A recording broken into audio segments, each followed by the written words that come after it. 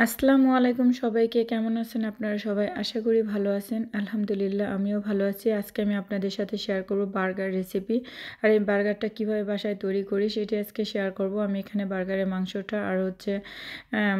পেঁয়াজ আর কাঁচামরিচটা ভেজে নেব আর আমি এই বার্গারের মাংসটা ঘরেই তৈরি করেছিলাম আর একটা ভিডিওতে আমি চাইলে দেব কোনো সমস্যা নেই তো এখানে আমি মায়োনেজ আর হচ্ছে কেচাপ দিয়ে একটু ভালোভাবে মিশিয়ে নেব দুটো মিশিয়ে নেওয়ার পরে আমার কাছে মনে হচ্ছে একটু বেশি হয়ে গেছে এখানে তো আমি আর একটা ব্রেডও একটু দিয়ে নিচ্ছি এখান থেকে নিয়ে আপনারা চাইলে বাসায় কিন্তু বাচ্চাদের এভাবে হেলদি উপায়ে বার্গার তৈরি করে দিতে পারবেন কোনো সমস্যা নেই এখানে যে পেঁয়াজ কুচি আর হচ্ছে কাঁচামরিচটা ভেজে নিয়েছিলাম ওইটি দিয়ে নিচ্ছি তারপরে ভেজে রাখা বার্গারের মাংসটা এর উপরে আমি আবার একটু কেচাপ আর মায়োনেজ দিয়ে মিশিয়ে দেব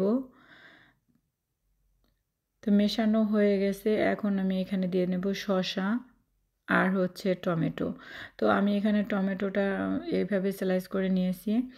আর গোল গোল করে কেটে নিয়েছি আর শসাটা আমি ভিনেগারে যে ভেজানো থাকে ওইটাই দিয়ে নিচ্ছি দেখতে পাচ্ছেন কত সহজে বার্গার তৈরি করে ফেললাম আপনারাও বাসায় তৈরি করবেন থ্যাংক ইউ ফর ওয়াচিং